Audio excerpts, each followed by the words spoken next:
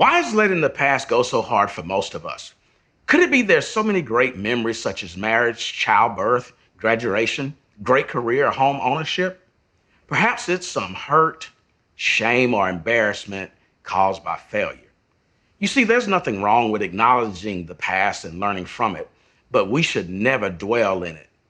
We must forget it.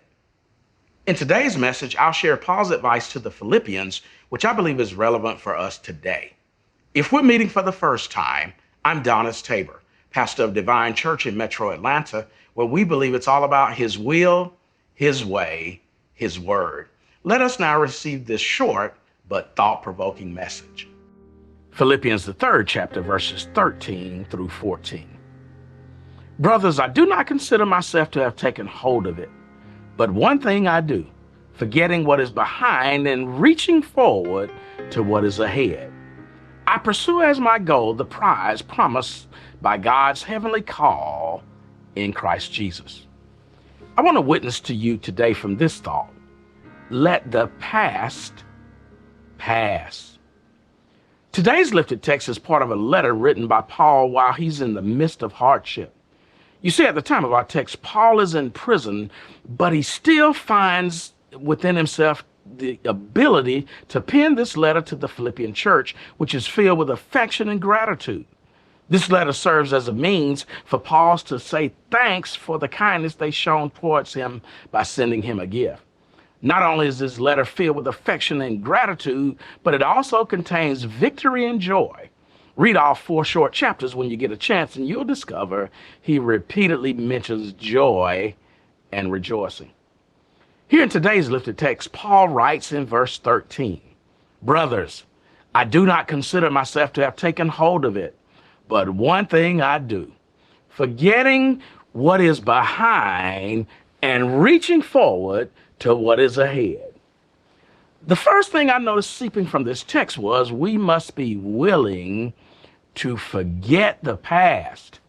Paul somehow seems to understand the importance of forgetting those things which are behind.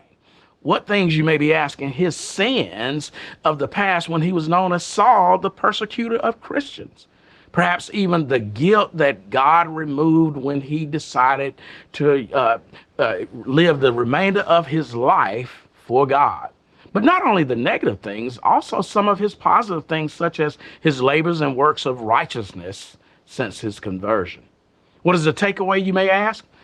In the text at this point, it's that as a disciple, or in other words, a follower of Christ, we must be careful not to dwell on our past when God has so graciously progressed us forward. If we're being truthful, it's not so much about remembering what has happened, but more importantly, being willing to forget the past in order that we can look forward to those things which are on the way. Let the past pass. The second thing I noticed leaking from this text was we must be willing to reach for the future.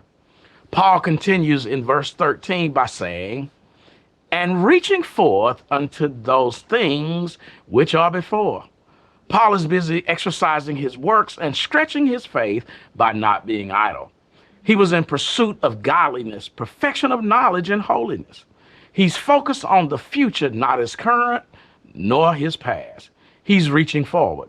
And if you think about it, to reach simply means to be able to touch, pick up, or grab something by stretching and moving. I wonder, when was the last time we were intentionally uncomfortable? Why? All because we were focused on the future plans we knew God had in store for us. The takeaway at this moment is we must be constantly reaching, challenging, and stretching ourselves, so much so that we will not miss the mark. Let the past pass. The third and final thing I noticed pouring from this text is we must be willing to pursue the prize. Paul states in verse 14, I pursue as my goal the prize promised by God's heavenly call in Christ Jesus. When Paul says I pursue as my goal the prize, he's basically saying I go after, I strive for, I chase, or in other words, I simply follow Christ. You may be asking, how does he do this? Well, by being obedient. Another way is by sharing the gospel with others. Him by maintaining a Christ-like thought process and righteous motives. Why would he do all of this? In order to ensure he receives the promised prize. The takeaway as it relates to the prize is the incorruptible crown, the crown of glory, righteousness, and the glory that fadeth not away. You see, the book of James puts it in this way. James, the first chapter, verse 12. A man who endures trials is blessed because when he passes the test, he will receive a crown of life that God has promised to those who love him. 2 Timothy, the fourth chapter, verse 8 records it this way. There's reserved for me in the future the crown of righteousness, which the Lord, the righteous judge, will give me on that day. And not only to me, but to those who have loved his appearing. In closing, let's review. We must first forget the past. Second, reach for the future. And third, pursue the prize. All that we might be more successful as we let the past pass.